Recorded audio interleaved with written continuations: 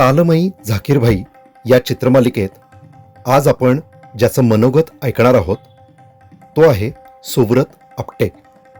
सुव्रतने झाकीरभाईंच्याकडून प्रत्यक्ष शिक्षणही काही प्रमाणात घेतलं आणि झाकीरभाईंचा सहवासही त्याला लाभला. त्याचे अनुभव खरंच ऐकण्याजोगे आहेत. ऐकूया त्याच्याच आवाजातून झाकीरभाईंविषयीचं त्याचं प्रेम आणि त्याचं मनोगत. नमस्कार. परवाच अमोलदादाचा फोन आला आणि त्यांनी झाकीरभाईंविषयी काही बोल असं मला सांगितलं. आता खरं तर एवढ्या मोठ्या आणि जगप्रसिद्ध माणसाबद्दल मी काय बोलणार, पण तरी मी बोलायचं ठरवलं कारण झाकीरभाई प्रत्येक माणसाशी असा संवाद साधायचे की प्रत्येकालाच ते आपले वाटायचे. त्याच्यामुळे मी पाहिलेले आणि मला समजलेले झाकीरभाई याविषयी बोलायचं ठरवलं. लहानपणापासून मी अनेक मोठे कलाकार पाहिले शास्त्रीय संगीतातले, पण त्यांच्यामध्ये झाकीरभाई हे कायम वेगळे उठून दिसायचे. आणि ते एवढे वेगळे का उठून दिसतात आणि ज्यांना शास्त्रीय संगीतातल्या व्याकरणाची विशेष जाण नाही त्यांनाही त्यांचा तबला एवढा का आवडतो, आणि ज्यांना भारतीय संगीत संस्कृतीची पण काही ओळख नाही अशा भारताच्या बाहेरच्या लोकांना सुद्धा त्यांचा तबला एवढा का भावतो, हे प्रश्न कायम मनात असायचे. आणि जसं जसं त्यांना अजून ऐकत गेलो आणि नशिबामुळे गेल्या 2 वर्षात त्यांचा थोडा सहवास मिळाला, तसं तसं ह्या प्रश्नांची काही अंशी तरी उत्तरं मिळत गेली. त्यांचा वेगळेपणा आणि त्यांचा एक युनिव्हर्सल अपील ह्याची मुळात 3 कारणं मला जाणवतात. एकतर त्यांचं संगीत हे सगळ्यांपेक्षा खूपच पुढे गेलेलं होतं, पण हे असं अफाट संगीत ऐकवताना ते आपल्या पातळीला येऊन आणि हसत खेळत आपल्याला ते ऐकवायचे. झाकीरभाईंनी कधीच शास्त्रीय संगीताच्या महानतेचा, परंपरेचा किंवा त्यात असलेल्या गणिताचा बोजा आपल्यावर कधीच टाकला नाही. त्यांचा प्रत्येक कार्यक्रम हा उच्च प्रतीच्या संगीताचा कार्यक्रम तर असायचाच, पण त्याहूनही महत्त्वाचं म्हणजे तो एक खूप मोठा आनंद सोहळा किंवा आनंदोत्सव असायचा. आता हे शब्द खूप मोठे वाटतील, पण ते तसंच आहे, कारण ते एक तर स्वतःच खूप आनंदी होते आणि त्यांच्या विनोदी आणि कायम हसऱ्या स्वभावामुळे ते सगळ्यांनाच हसत खेळत संगीत ऐकवायचे. आणि त्या कार्यक्रमापुरतं का होईना ते श्रोत्यांनाही त्यांच्या संगीतामध्ये आणि त्यांच्या हसऱ्या स्वभावामध्ये सामील करून घ्यायचे. त्याच्यामुळे अगदी पहिल्यांदा तबला ऐकणारा माणूस, ते संगीतातील इतर उस्ताद पंडित मंडळी, हे सगळे झाकीरभाईंच्या कार्यक्रमांना न चुकता यायचे आणि त्यातून प्रत्येकाला काही ना काहीतरी मिळायचं. दुसरं म्हणजे त्यांचा साधेपणा.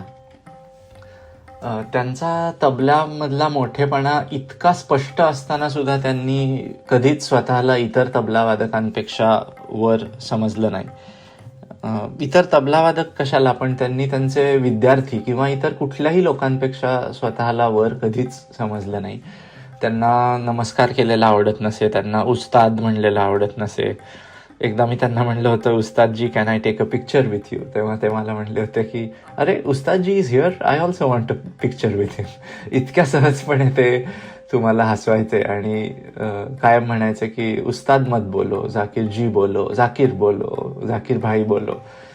तर खरंच ते मनापासून अगदी साधे होते. आणि एक किस्सा मला असा आठवतो की ते स्टॉकहोममध्ये आलेले असताना त्यांनी मला सांगितलं होतं की त्यांना नोबेल प्राईज कमिटीचा फोन आला होता आणि त्यांना नोबेल प्राईज वितरण सोहळ्यामध्ये वाजवायचं आमंत्रण होतं आणि त्यांच्याबरोबर 2 सहकलाकारही होते. पण त्यांना नंतर असं लक्षात आलं की नोबेल लॉरिएट्स बरोबर जो डिनर असतो त्याला फक्त झाकीरभाईंनाच निमंत्रण होतं, त्यांच्या सहकलाकारांना नव्हतं.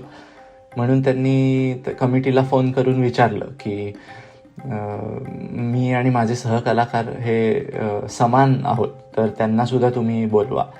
तर जेव्हा त्यांना असं कळलं की ते शक्य नाही आहे, तेव्हा त्यांनी चक्क हा प्रोग्राम रद्द करून टाकला. आणि एवढी मोठी संधी ही फक्त आपल्या सहकलाकारांना समान आदर मिळत नाही आहे म्हणून त्यांनी सोडली. आणि मागच्याच वर्षी त्यांना 4 ग्रॅमी पुरस्कार मिळाले आणि त्याचा खूप मोठा सोहळा असतो आणि तिथे अनेक कलाकार आणि व्यावसायिकदृष्ट्या जर म्हणाल तर झाकीरभाईंपेक्षाही मोठे कलाकार तिथे आले होते. आणि स्टेजवर काही म्युझिशियन्स होते जे प्रेक्षकांसाठी अधूनमधून संगीत वाजवत होते. पण एवढ्या सगळ्या मोठ्या कलाकारांमध्ये आणि हजारो कलाकारांमध्ये झाकीर भाई एकटे होते ज्यांनी स्टेजवरच्या कलाकारांना धन्यवाद दिले. बाकी कोणालाही असं करावंसं वाटलं नाही, पण झाकीर भाईंनी पहिलं ते काम केलं. पण ह्याच्यामधनं दिसून येतं की त्यांना इतर कलाकारांबद्दल किंवा इतर लोकांबद्दल किती मनापासून आदर आणि प्रेम होतं. त्याच्यामुळे कोणीही जे झाकीर भाईंना अगदी 2 मिनटं जरी भेटलं असेल त्यांना ती आपुलकी नक्की जाणवली असेल आणि त्या 2 मिनिटाच्या भेटीमध्ये आयुष्यभर लक्षात राहील आणि सगळ्यांना सांगावीशी वाटेल अशी आठवण घेऊन सगळेच आपण आलो आहोत. तिसरं कारण म्हणजे त्यांची कायम शिकत राहण्याची वृत्ती आणि सर्जनशीलता, म्हणजे मराठीत क्रिएटिव्हिटी.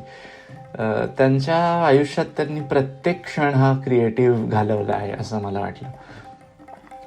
कारण अगदी छोट्या छोट्या गोष्टीमध्ये, म्हणजे ज्या तऱ्हेने ते स्टेजवर यायचे, ज्या तऱ्हेने ते हसत खेळत श्रोत्यांबरोबर संवाद साधायचे, किंवा अगदी आता खरं तर तबला वाजवताना अधूनमधून हाताला पावडर लावणे ही इतकी साधी गोष्ट आहे, पण त्याच्यामध्ये सुद्धा त्यांची क्रिएटिव्हिटी दिसायची. मग ते एखाद्या तिहाईच्या मधला जो दम असतो त्याच्यामध्ये पावडर घेतील, किंवा एक अनाघात बंदिश वाजवून बरोबर समेला पावडर घेतील, असं बरेचदा ते गंमत करायचे. पण ह्यासाठी पण खूप क्रिएटिव्हिटी लागते. आणि कलकत्त्यामधल्या एका सोलोमध्ये, ज्याचा व्हिडिओ पण आता यूट्यूबमध्ये आहे, की त्यांचा जो बोलण्याचा माईक होता तो थोडासा लूज होता त्याचा स्टँड, आणि तो माईक हळूहळू खाली येत होता. तर एखादा कलाकार गडबडून गेला असता, पण त्याच्यामध्येही झाकीर भाईंनी क्रिएटिव्हिटी कशी शोधली की तो माईक वर नेऊन ठेवायचा आणि तो खाली येई तोपर्यंत तबल्यामध्ये काहीतरी एखादी तिहाई वाजवून घ्यायची आणि बरोबर तो जमिनीवर टेकायच्या आधी तो पकडायचा. आणि असं करून ते स्वतः तर खूपच हसत होते आणि सगळे प्रेक्षक सुद्धा खूप हसत होते. तर मी म्हणलं तसं खरंच त्यांचा प्रत्येक कार्यक्रम हा एक आनंद सोहळा असायचा. आणि ते कायम नवीन गोष्टी शिकत राहिले. त्यांचं तबलावादन हे खूपच आश्चर्यकारक आणि अनपेक्षित असायचं. ते कुठल्या वेळेला काय करतील हे कोणालाच सांगता यायचं नाही. आणि ते तुम्ही त्यांचे कितीही प्रोग्राम अटेंड करा, पण पुढच्या कार्यक्रमाला ते काय वाजवतील हे कोणालाच सांगता यायचं नाही, कारण त्यांचं संगीत जिवंत होतं. ते तिथेच स्टेजवरच ते तयार करायचे. तर हे फारच कमाल आहे. आणि ते परंपरेमध्ये मुरलेले होते, पण त्याच वेळेला ते परंपरेने बांधलेले नव्हते. त्यांनी कधीच भारतीय संगीत हे जगातलं सगळ्यात उच्च संगीत आहे असं मानलं नाही. ते कायम प्रयोग करत राहिले आणि इतर संगीत परंपरांकडून त्यांनी प्रेरणा घेतली आणि ते आपल्या तबल्यामध्ये कसं आणता येईल याचा विचार केला. आणि तबला हे वाद्यच ते खूप पुढे घेऊन गेले. आता तबल्याची भाषा ही खूप आधुनिक असली तरी तीच भाषा कधी कधी तुम्हाला एक प्रकारच्या बंधनात अडकवते. पण झाकीर भाई भाषेच्या पलीकडे जाऊन विचार करायचे आणि तबला क्या कहना चाहता है वो सुनो असं ते कायम म्हणायचे. मला पंडित योगेश समसी यांचं एका मुलाखतीमधलं वाक्य आठवतं की ते म्हणले होते की झाकीर भाईंची क्रिएटिव्हिटी एवढी मोठी आहे की त्याच्यासमोर तबल्यासारखं वाद्य हे एक मर्यादित वाद्य आहे असं वाटेल, एवढी त्यांची क्रिएटिव्हिटी होती. तर आणि त्यांचं जिवंत संगीत कसं होतं याचं उदाहरण म्हणून मला आठवतं एका गुरुपौर्णिमेच्या प्रोग्राममध्ये रूपक वाजवत होते आणि ते काहीही ठरवून नव्हते आले. त्यांनी स्टेजवरच विचारलं कुठला ताल वाजवू अजयजींना, आणि त्यांनी रूपकचा लहरा चालू केल्यावर त्यांनी रूपक वाजवायला सुरू केले. आणि एक त्याच्यामधला तुकडा आहे. तर कसं झाकीर भाई प्रत्येक गोष्ट वेगळ्या पद्धतीने बघायचे ते ह्याच्यामध्ये कळतं. तर तिन तिन ना धिन ना धिन ना ताकिट दाटक देट देट कताक दिन ता दिन तक दादर कडक ददर कडक दादर कडक तकान तदा कडक तकान तदा कडक तकान तदा ताकिट दाटक देट देट कताक दिन ता दिन तक असा तुकडा आहे. आणि त्याच्यामध्ये जी तकान तदा कडक तकान तदा कडक तकान तदा ही जी तिहाई आहे ती कशी ते बदलत गेलेत आणि हे सगळं तिथे सुचलेलं आहे त्यांना. तर तिन तिन ना धिन ना ताकिट दाटक देट देट कताक दिन ता दिन तक दादर कडक ददर कडक दादर कडक तकान तदा कडक तकान तदा कडक तकान तदा ताकिट दाटक देट देट कताक दिन ता दिन तक दादर कडक ददर कडक दादर कडक तकान तदा दिन ना तिन दा ताकिट दाटक देट देट कताक दिन ता दिन तक दादर कडक ददर कडक दा दिन ना तिन. खरं तर किती साधा आणि छोटा बदल त्यांनी केलाय, पण त्याच्यामुळे एक वेगळाच रंग त्या बंदिशीला मिळतो. आणि ह्याच्यामध्ये कुठलीही गणिती क्लिष्टता नाही आहे जी त्यांना खूप छान जमायची. ते त्यांनी भरपूर क्लिष्ट वादन पण केलेलं आहे. पण असे ते छोटे छोटे बदल कायमच करायचे. तीच बंदिश जरी त्यांनी वाजवली तरी ती काहीतरी नवीन त्याच्यामध्ये ऐकवायचे. त्यांची एक 3 तालातली बंदिश पण ऐकवतो, फरमाईशी चक्रधारे. तिन तिन्ना टक तिन तिन्ना घेना ते टका ते टका घेना का ती ता घेंद्र कडक तक धा ता घेना का तक घेना का घेना तिन तिन दा तक तिन तक घेना दा कडक ता ना कडक ता तेना तर कडता तर कडक ता तर घेना दाती दाळ दाती दाळ दाती दा तेना तर कडता तर कडक ता तर घेना दाती दाळ दाती दाळ दाती दा तेना तर कडता तर कडक ता तर घेना दाती दाळ दाती दाळ दाती दा तिन तिन्ना. काय कमाल बंदिश आहे. पण त्यांनी कधीच सांगितलं नाही की ही त्यांची आहे. ते कुठल्याही जरी ते बंदिशी वाजवत असतील स्टेजवर, त्यांनी कधीच सांगितलं नाही की ह्या माझ्या आहेत, मी केल्या आहेत म्हणून. तर मी त्यांना एकदा विचारलं होतं की तुम्ही सांगत का नाही. तर ते खूप सहज म्हणले होते की in music there is no ownership, there is only inspiration. तर हे खरंच खूप अर्थगर्भ वाक्य आहे, पण ते अगदी सहजपणे बोलून गेले होते. तर मला तर असं वाटतं की ते खऱ्या अर्थाने आध्यात्मिक होते. आपल्याकडे बरेच आध्यात्मिक बाबाबुवा असतात, पण बरेच वेळेला असं होतं की जे लोक अध्यात्माविषयी बोलत नाहीत तेच खऱ्या अर्थाने आध्यात्मिक असतात आणि ते न बोलता त्यांच्या वागण्यातून ते दाखवून देतात. मला झाकीर भाई आणि पु ल यांच्यामध्ये खूप साम्य जाणवतं. पु ल सुद्धा हसत हसत आपल्याला काहीतरी गहन आणि अर्थगर्भ सांगून जायचे. तसंच झाकीर भाई खूप हसत आणि हसवत खूप उच्च प्रतीचा तबला आणि संगीत त्यांनी आपल्याला ऐकवलं. पु ल जसं पुणेकरमध्ये म्हणलेत की वक्त्याने 3ऱ्या वाक्याला जर हाशा मिळवला नाही तर फाऊल धरतात. तसं झाकीरबाईंच्या बाबतीत तर असं आहे की दर 3ऱ्या वाक्याला ते हसवायचे. म्हणजे मला आठवतं की रिट्रीटमध्ये जेवढा मी तबला शिकलो तेवढाच हसलो सुद्धा आहे.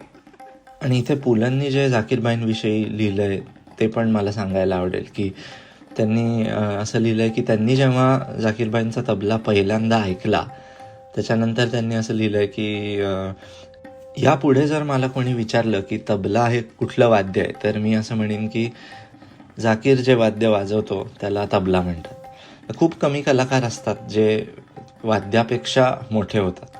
तर झाकीरबाई त्यांना हे बोललेलं आवडलं नसतं, पण तसंच आहे की आता तबल्याची ओळख ही झाकीरबाईंमुळे आहे. तर आपण सगळे खूपच नशीबवान आहोत की आपल्याला त्यांना बघायला मिळालं आणि त्यांचा तबला ऐकायला मिळाला. आणि मी तर खूपच नशीबवान आहे की मला त्यांच्याकडे 1-2 वर्ष का होईना रिट्रीटला जाता आलं, त्यांना अधूनमधून भेटता आलं. आणि मला ह्याची पूर्ण जाणीव आहे की माझी काय ती त्यांच्याकडून शिकायची योग्यता नाही, पण पाश्चात्य देशात राहिल्याचे जे काय फायदे असतात त्याच्यापैकी हाही एक. एका गोष्टीचं मात्र वाईट वाटतं की आता परत कुठल्याही कार्यक्रमाला जाताना तेवढा उत्साह, उत्सुकता आणि मुख्य म्हणजे काय आपल्याला आज ऐकायला मिळणार आहे ही आतुरता आता परत अनुभवायला मिळेल असं वाटत नाही. पण ठीक आहे, त्यांची अनेक रेकॉर्डिंग्ज आहेत आणि ती ऐकून आपण शिकूया त्यातून. आणि एक प्रश्न मात्र अनुत्तरित आहे. रिट्रीटला जेव्हा मी गेलो होतो तेव्हा त्यांनी 2 वर्ष शेवटच्या दिवशी सोलो वाजवले होते आणि ते दोन्ही सोलो इतके कल्पनेच्या पलीकडचे होते आणि ते त्यांच्यासमोर बसून ऐकताना आमच्या बऱ्याच विद्यार्थ्यांच्या डोळ्यामध्ये पाणी होतं.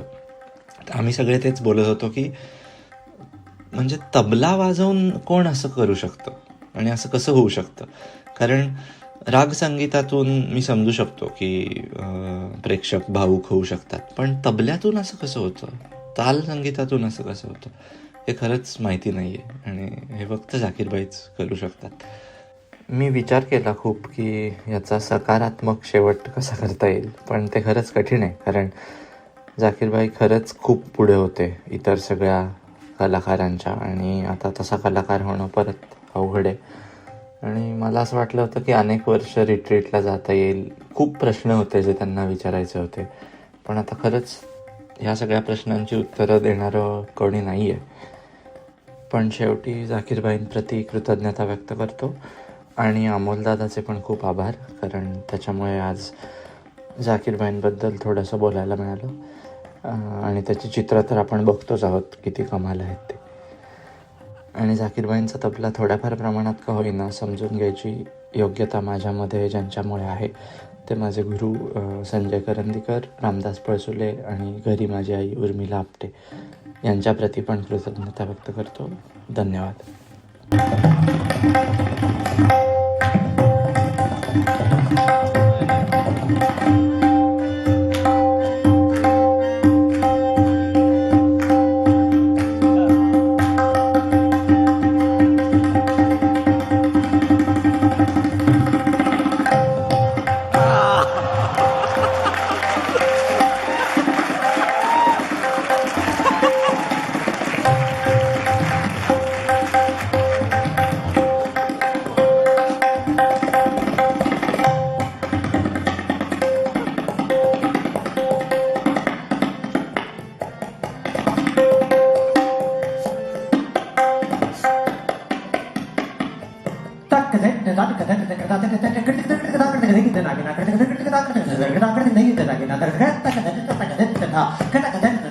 हा व्हिडिओ आवडला असेल तर व्हिडिओला लाईक करा. तुमच्या सगळ्या मित्रमैत्रिणींना आणि नातेवाईकांना हा व्हिडिओ जास्तीत जास्त शेअर करा आणि अमोल काळे या माझ्या यूट्यूब चॅनलला नक्की सबस्क्राईब करा.